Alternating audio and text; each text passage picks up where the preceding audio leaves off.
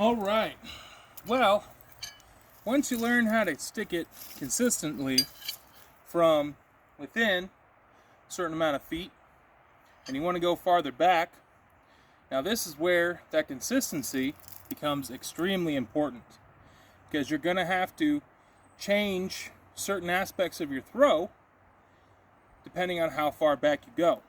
So, like we said earlier, this blade is not going straight, it is going end over end. So it is flipping in an arc rotation, which means when you are trying to figure out where to throw from, it's a good idea to mark where you're going to be throwing.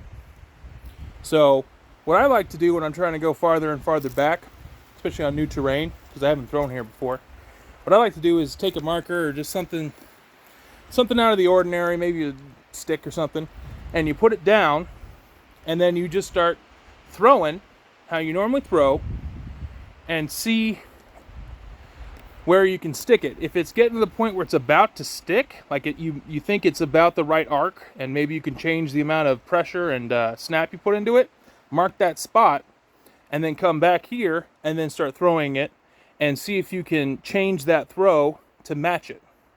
Because again, the arcs are going to be different. You're going to have to throw higher or lower, and it's going to stick, and it's going to be harder to get a consistent pattern doing this.